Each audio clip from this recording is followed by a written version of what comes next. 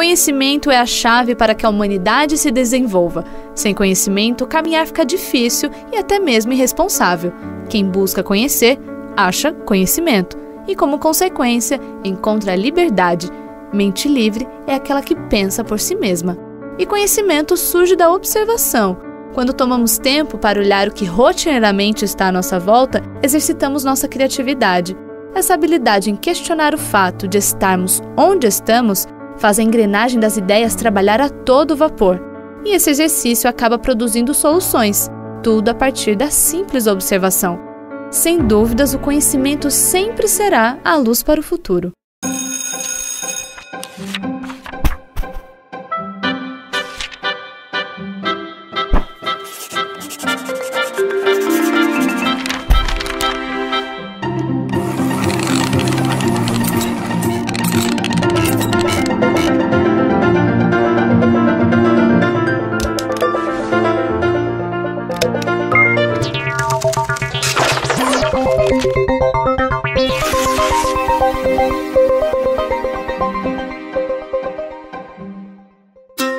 Acordar cedo todo dia é tão difícil, parece que o sono nunca vai embora e me dá uma preguiça.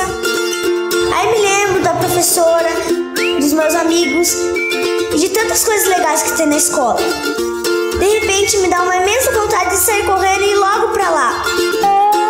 Fico me imaginando bem grandão. E nunca me esqueço do que mamãe me disse, que se eu estudar muito, eu posso realizar todos os meus sonhos. Com bastante conhecimento, posso até me transformar em um super-herói. Se eu sou um super-herói, eu posso ajudar a salvar a Terra e todas as pessoas que moram nela. Todo dia assim, de mãos dadas com os meus pais e com a educação adventista, eles constroem o meu futuro. Educação adventista, compromisso com o futuro de seus sonhos.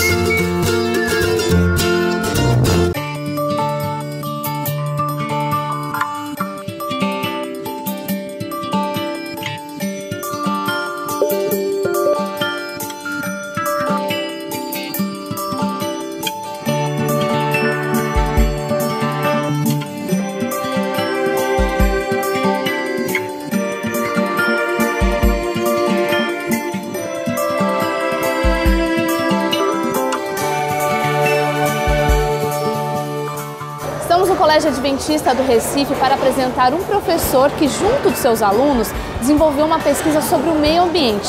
Essa pesquisa chegou até um congresso científico muito bem reconhecido na área. E essa história você acompanha agora. Meu nome é Guilherme Araújo, eu sou licenciado em Geografia pela Universidade Federal de Pernambuco. Durante a minha graduação eu tive a oportunidade de estudar na Alemanha. Estudei um ano na Universidade de Marburg. E lá a gente desenvolveu pesquisa, estudou bastante, E quando eu voltei, eu tive a oportunidade de fazer também o mestrado na Universidade Federal de Pernambuco, o mestrado em Desenvolvimento em Meio Ambiente. E agora eu estou cursando o doutorado em Geografia, também pela Universidade Federal de Pernambuco. Faço parte de um projeto com a Alemanha, agora com a Universidade Técnica de Berlim. É um projeto onde a gente analisa o semiárido, o uso da água, o uso da terra, e da água numa específica região do semiárido, que é a região de Itaparica. E sou professor aqui no CAR, que é o Colégio Adventista do Recife. Aqui eu leciono Geografia para as turmas da manhã, do 6º ao 9º ano. Eu senti a necessidade da aproximação da escola com a universidade. Eu sinto um distanciamento do mundo acadêmico, da universidade, com a realidade da escola. Os alunos estão na escola e estão estudando e às vezes não sabem nem para que eles vão aplicar aquele conhecimento. Às vezes acham, a gente escuta até de aluno que diz, eu estou aprendendo isso para quê? Isso vai servir na minha vida para quê? Então a imaturidade leva a essas questões. Então eu sinto essa necessidade que a universidade tem de se aproximar. E a universidade ela tem 3 pilares importantíssimos, que é o do ensino, da pesquisa e o da extensão. E nesse pilar da extensão eu sinto uma certa fragilidade, né, eu acho que é um aspecto que deve ser melhorado, né, que deve ser incentivado, né, aprofundado pela universidade. E eu estando, né, dentro, né, da universidade, participando, eu sinto a necessidade de levar o que a gente desenvolve na universidade para a sala de aula. Então, a partir daí, eu pensei em levar os meninos a fazer também pesquisa científica. Assim como eu realizo pesquisa científica na universidade, pensei, por que os meus alunos também não podem desenvolver, né, seguindo, logicamente, as suas necessidades, né, de acordo com a sua maturidade, tendo a orientação de um professor que precisa estar ao lado para explicar para eles como é que funciona todo o processo, o que é uma pesquisa científica, para onde que vai, quais são os rumos. Então, a partir daí, eu tive esse sonho, vamos dizer, né, de propor para os meninos uma pesquisa. Então, quando eu cheguei na sala de aula, né, e falei para eles que existia essa possibilidade de a gente realizar uma pesquisa científica, deles serem pequenos cientistas, eles gostaram bastante. O que é extensão? Extensão é essa interface entre a universidade, no caso, ou o colégio, ou a escola, a instituição de ensino e de investigação, se for o caso, o instituto de pesquisa, e a sociedade, onde se dá a aplicação desse conhecimento que foi forjado, né, foi montado, né, a partir da base do ensino. Ele foi testado, ele foi ampliado, ele foi, digamos, revisitado, né? Porque como tudo é dinâmico, o conhecimento é dinâmico também, então precisa ser revisitado ou ampliado, né? Aparece um outro ingrediente que a própria sociedade passa a reconhecer como importante e você tem que fomentá-lo e muitas vezes rever as bases sobre as quais se sustentou pesquisas anteriores e amplia ou nega, né? E isso tudo com a interface com a sociedade, que é justamente para ela, quer dizer, é para ela que se destina o ensino e a pesquisa, não?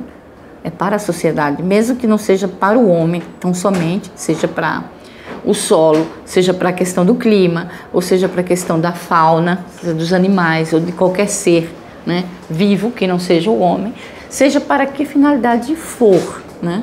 Você vai ver que tudo isso está integrado dentro da sociedade, né?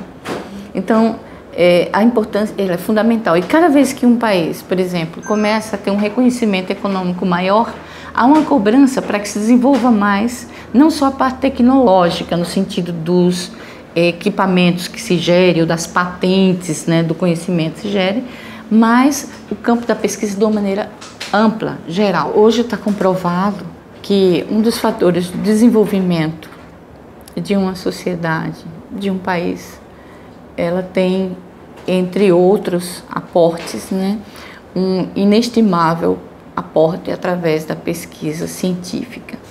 Seja ela uma pesquisa social, seja ela uma pesquisa aplicada, seja ela no campo das ciências, que a gente chama brandas, que seria mais a área de parte social, a parte humana, seja no campo da ciência, que a gente chama dura, ou da ciência aplicada, ou ainda no campo das ciências exatas e da natureza.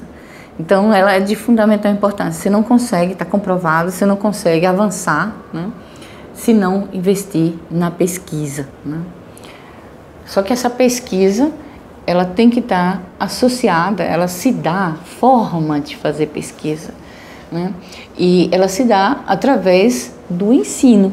Eu falei para eles, né, da SBPC, né, da reunião que a SBPC realiza todos os anos, que é a Sociedade Brasileira para o Progresso da Ciência, né, que todo ano eles realizam congressos, né, e é um congresso nacional muito importante, para todas as áreas, onde tem também pessoas com iniciação científica, né, palestras sobre diversos ramos da área de tecnologia e da área da ciência. Falei para eles sobre isso. Então, eles sentiram, né, sentiram que poderiam realmente estar participando daquilo. A gente partiu do princípio da sustentabilidade, porque nós estávamos trabalhando as questões ambientais. Então, a gente discutiu o movimento ambiental, a gente discutiu todos esses aspectos, né, também as conferências que ocorreram, né, desde Estocolmo até a Rio, né, que houve recentemente. Então, discutindo esses aspectos, eu falei para eles, olha, nós vamos agora fazer uma excursão e nessa excursão nós vamos ver muita coisa, vai ser muito amplo. Nós vamos ver questões sociais, vamos ver também questões típicas da geografia física, que nós vamos trabalhar isso também, mas nós vamos nos prender no aspecto ambiental. Então, eu quero que a gente faça um aporte com relação à sustentabilidade. Eu vou deixar vocês livres. Vocês vão ficar livres para vocês dizerem qual o tema que vocês querem trabalhar, de acordo com o que a gente já discutiu em sala de aula, de acordo com o material que vocês já leram. Então, a partir daí, vocês vão dizer o tema, vocês vão dizer o título e a gente vai trabalhando junto, né? Eu vou explicando para vocês quais são as formas, né? Porque existe um método, né? Então, você tem que seguir aquela forma para publicar, né, em um artigo científico. Eles já sabiam que aquele trabalho iria ser publicado, que a gente iria submeter, né, para avaliação. Então, já sabiam da responsabilidade.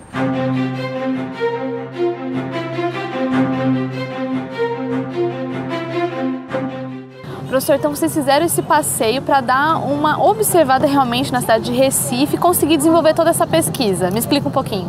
Isso, né? O objetivo da excursão, né, desse passeio foi olhar o Recife, né, por um outro ângulo, né? Os alunos eles sempre passam pelas vias, pelas pontes e observam a cidade por esse ponto de vista. E olhando a cidade por esse ângulo é uma forma diferente, né? Aqui tem uma guia que traz todo o aspecto histórico e em alguns momentos eu fiz algumas intervenções na parte geográfica, né? Puxando os alunos para compreender a questão crítica, né? A questão também ambiental, principalmente, né? Porque nós estávamos trabalhando com o tema da sustentabilidade. Então eu puxei esse ponto, né? Mostrando os diversos pontos que nós vamos encontrar aqui no Rio, onde tem lançamento de esgoto, né? Também a ocupação das margens, tanto por algumas palafitas, como também por prédios, né? Por empreendimentos luxuosos que a gente vai encontrar ao longo do rio. O que vocês puderam observar que você consegue me falar agora? Aqui, né, a gente está no centro da cidade. De um lado a gente vai encontrar o Recife histórico, né? Na verdade, em ambos os lados a gente vai encontrar esse aspecto. E a gente percebe aqui, né, no caso, a confluência entre dois rios, né, entre o rio Capibaribe e o rio Beberibe, tá? Está um pouco mais à frente. O que eu percebo aqui que para mim destaca bastante é a ocupação das margens, que deveria estar originalmente ocupada pelo manguezal. Né? E aqui, o que aconteceu? Exato, né? Com o crescimento urbano, né? E a cidade, né, precisou ocupar essas margens por prédios, como a gente pode conferir aqui, e o mangue, que no caso seria a vegetação típica, ela não está presente, né? Então aí a gente tem uma perda significativa para o ecossistema, tá?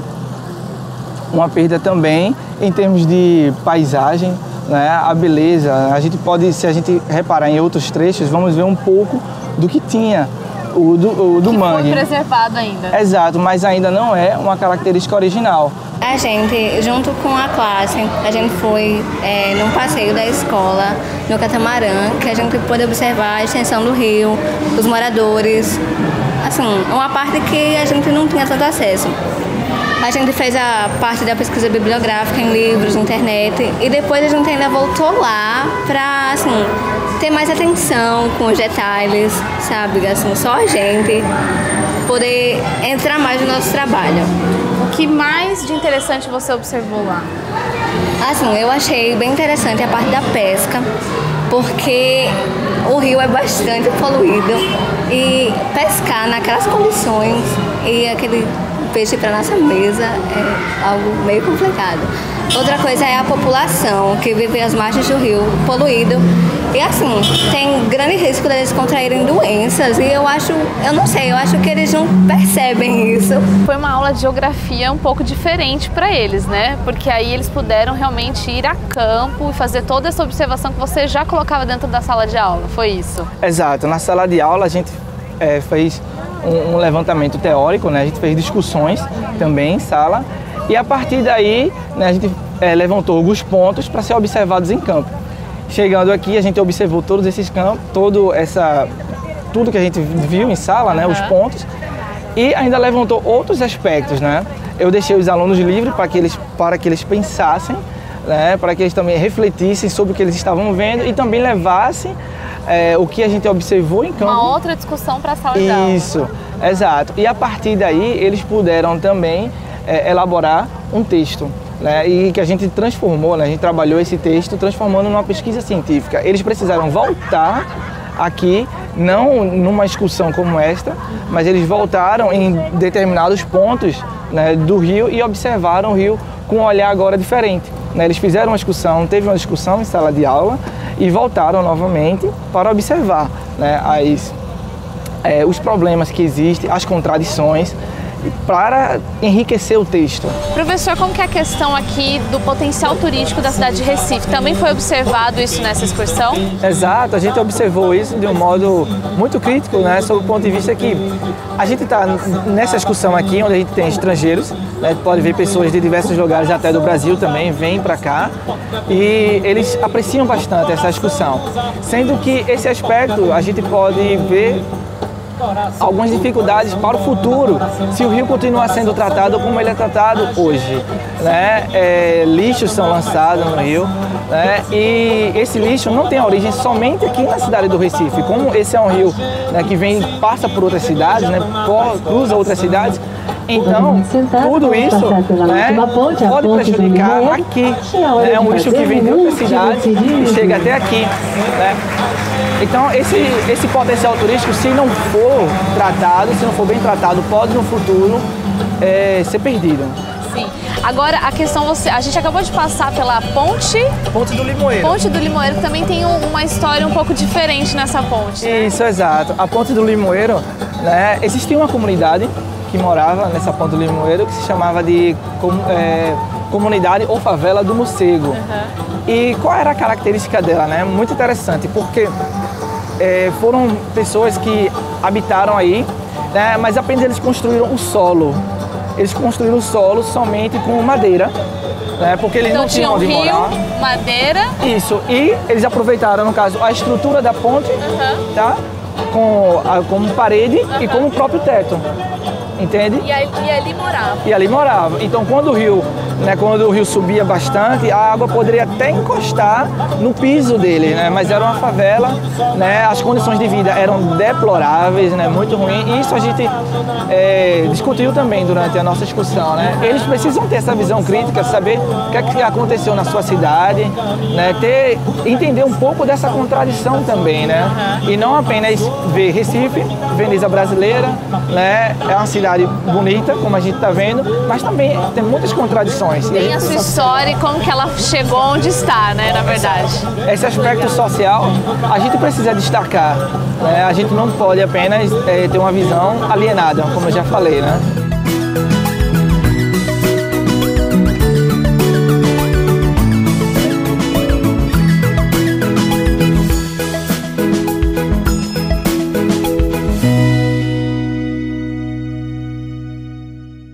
Se você dá um texto para eles, um vídeo que não tenha vinculação com a realidade deles, ele não se sente estimulado. Depois eles dizem assim, para onde vai essa minha fichinha? Vai ser engavetada?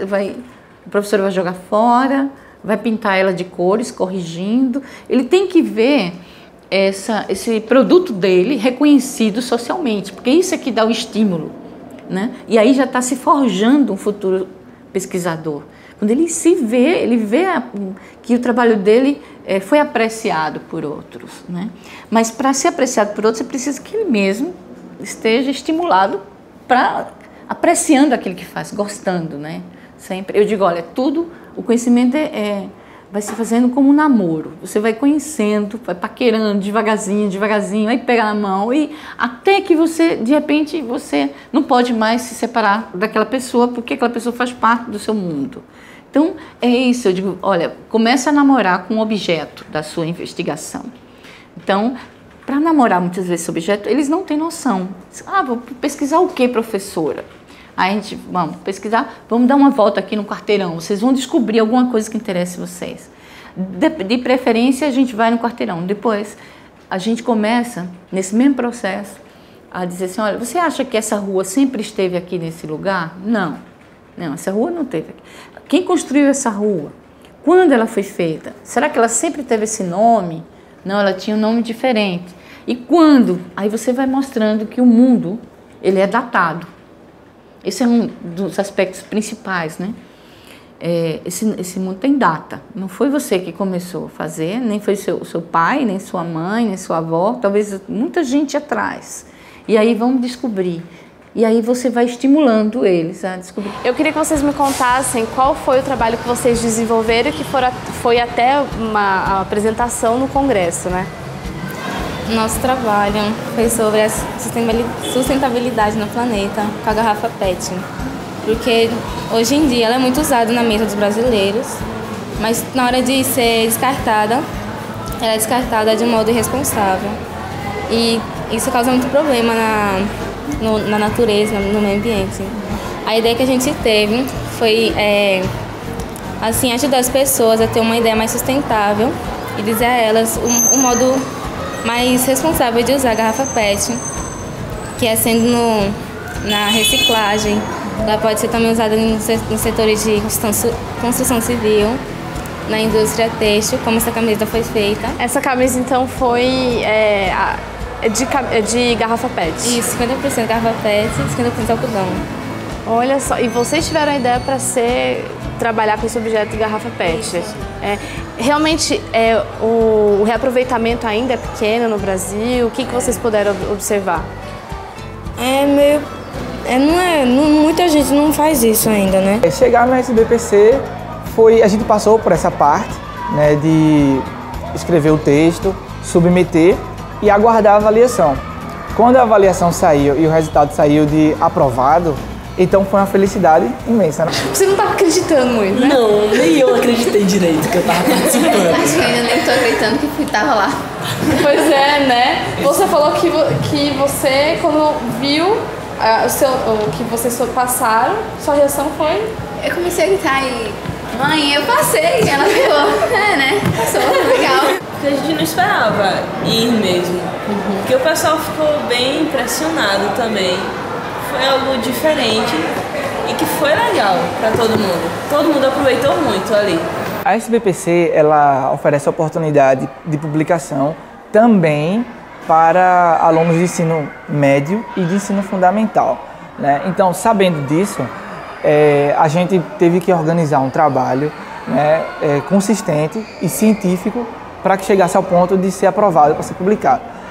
E, para minha surpresa, quando eu abri lá no site, né, para ver os resultados, então eu vi 50 trabalhos de escolas de ensino secundário foram aprovados. Então eu pensei, nossa, né, em todo o Brasil, né, somente 50 trabalhos foram aceitos. Isso para mim é me sentir, né, assim, numa posição muito privilegiada, né? Eu fiquei muito lisonjeado com esse resultado de que meus alunos, né, tiveram os trabalhos aceitos entre 50. E vocês ficaram orgulhosos, assim, depois com o resultado? Entre os 50 melhores, era muita gente. Isso, valoriza isso. Pode falar. Muita gente, ficar entre os 50 melhores foi muito bom. Pra quem achou que não ia nem aceitar o trabalho e ficou entendido com 50 melhores, foi uau. E no começo também achei que era um trabalho comum e não achei que ia ficar entre os 50 melhores. Foi uma coisa diferente pra mim. PET, uma coisa que todo mundo fala, só que não se conscientiza que é errado poluir com garrafa PET. E a gente quis passar essa ideia, aí ficou entre os 50 melhores. Né? Minha reação foi... Caramba! Fiquei muito feliz. A gente tem interesse em fomentar digamos, qualquer forma de investigação. Mas para isso tem que ter um processo de formação do futuro investigador, do futuro pesquisador. Com certeza esses alunos vão entrar na universidade de um modo diferenciado. Por exemplo, se a gente for contar pela questão da publicação, eles receberam um certificado comprovando que eles publicaram nesse Congresso Nacional. Então, quando eles forem participar de seleção, né, dentro da universidade, por exemplo, para participar de um grupo de pesquisa, né, ou para ser um aluno de iniciação científica, né, quando o professor vê que eles têm esse certificado e que ele já tem, no caso, uma história, né, que ele já tem publicação no 9º ano e a gente tem a ideia que eles continuem publicando no 1º, 2º, 3º ano. Eles vão chegar na universidade com 4 certificados, por exemplo, né, da SBPC. Então isso já vai ser um diferencial. O professor vai ver que esse aluno já é um aluno diferenciado, já é um aluno que já tem contato com a pesquisa científica. Isso vai facilitar para que eles possam se engajar em grupos de pesquisa e possam desenvolver mais ainda, né, a sua pesquisa científica. Se a sua escola também desenvolveu algum projeto super bacana como esse que a gente acabou de ver, entra no nosso Facebook e conta pra gente, facebook.com/educaçãoNT. Se você quiser assistir o programa que foi ao ar hoje, entra no nosso canal no YouTube, youtube.com/educaçãoNT. Eu te vejo na semana que vem.